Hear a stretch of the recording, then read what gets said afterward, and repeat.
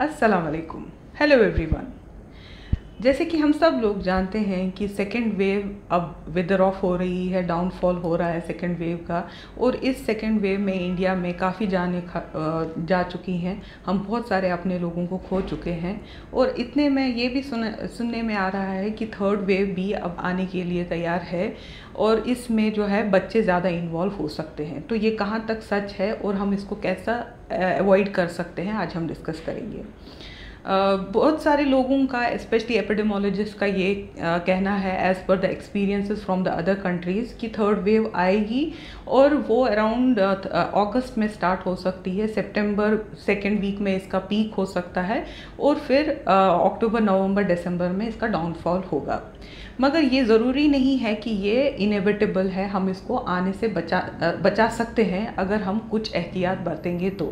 और जहाँ तक सवाल रहा कि बच्चों का इन्वॉल्व होना, हाँ, ये इसलिए बताया जा रहा है कि थर्ड वेव में बच्चे इन्वॉल्व इसलिए होंगे क्योंकि जो फर्स्ट वेव में थे ओल्ड एज ज़्यादा इन्वॉल्व हुए थे, सेकेंड वेव में एडल्ट ज़्यादा इन्वॉल्व हुए थे और मोर्टेलिटी भी ज़्यादा थी। क्योंकि अब ये दोनों एज ग्रुप्स कवर हो चुके हैं, इसलिए जो है बच्चे जो है जो वैक्सीनेटेड नहीं रहे हैं और वो एक्सपोज नहीं हुए हैं नेचुरल इन्फेक्शन को, तो इसलिए उनके ज़्यादा इन्वॉल्व होने के चांसेस बहुत है। क्योंकि बच्चों में अब तक वैक्सीन भी अभी तक अवेलेबल नहीं हुआ है।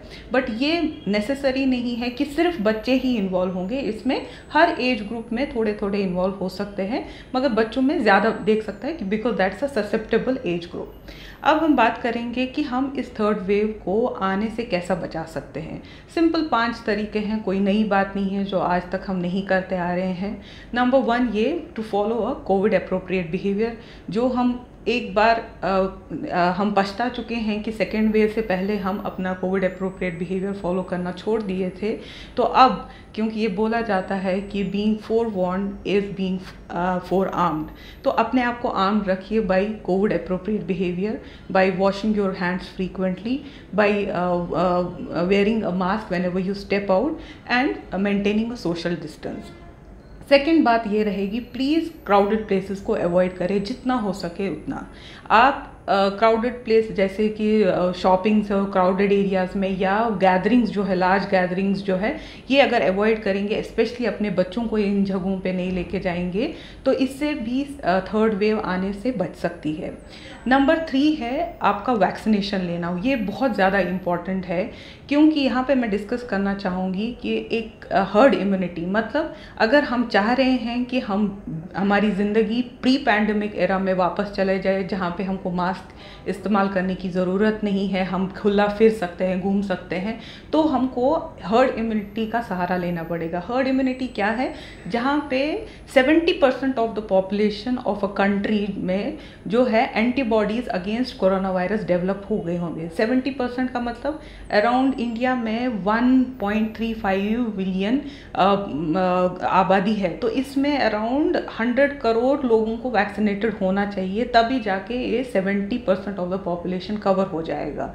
तो इट्स अ वेरी हिराकुलस टास्क जो गवर्नमेंट को भी काफ़ी तेज़ी से करना है, प्राइवेट सेक्टर का सपोर्ट लेना है, and being a citizen, a responsible citizen, हम सबको ये सोचना है कि हमको वैक्सीनेशन लेना है और अपनी फैमिली, अपने फ्रेंड्स और अतराफ़ के लोगों को एनकरेज करना है कि आप वैक्सीनेशन लें, जो भी अवेलेबल है, चाहे कोवैक्सीन है, कोविशील्ड है, या आने दिनों में स्पुतनिक भी आ सकता है। तो इनमें से कोई भी, जो भी आपको अवेलेबल है, आप जाके ले, क्योंकि वैक्सीनेशन से ही, हर्ड इम्यूनिटी से ही हम अपने आप को प्री पैंडमिक एरा में फिर से लेके जा सकते हैं। नंबर 4 पॉइंट हमारा ये रहेगा कि हम अपने आप को भी और बच्चों को भी फ्लू शॉट दे सकते हैं, क्योंकि इससे हमारा कन्फ्यूजन दूर हो जाता है। फ्लू जो होता है, कॉमन कोल्ड या कॉमन फ्लू लाइक सिकनेस जो होते हैं, ये बहुत क्लोजली रिजेंबल करते हैं कोविड सिकनेस को। तो इससे पेरेंट्स परेशान हो जाते हैं कि ये उनको कोविड हुआ है कि या कोई कॉमन कोल्ड या कॉमन फ्लू लाइक सिकनेस हुई है। तो अगर हम फ्लू शॉट लेंगे, अपने बच्चों को भी दिलाएंगे, तो हमारे को अर्ली डायग्नोसिस और अर्ली ट्रीटमेंट में हेल्प होगा। जो ही होते ही हम ये सोच सकते हैं कि हमने फ्लू शॉट लिया है, तो ये सिम्टम्स अगर आ रहे हैं तो मोस्ट प्रोबेबली ये कोविड ही हो सकता है, तो हम इमीडिएटली डॉक्टर के पास जा सकते हैं। ये भी देखा गया है कि फ्लू शॉट लेने से, कुछ स्टडीज़ में देखे गए हैं, फॉरेन स्टडीज़ में, कि जब बच्चों को flu shot, yearly flu shot जब दिया गया तो उनको कुछ प्रोटेक्शन अगेंस्ट कोविड भी मिली है। तो चूँकि हमारे इंडिया में बच्चों के लिए अभी कोविड वैक्सीनेशन अवेलेबल नहीं है, तो मैं ये स्ट्रांगली सजेस्ट करूँगी कि आप अपने बच्चों को ख़ास तौर पे फ्लू शॉट्स दिलाइए, क्योंकि इससे आपका कन्फ्यूजन भी दूर होगा और आपके बच्चों को कुछ माइनर डिग्री ऑफ प्रोटेक्शन भी मिल सकती है।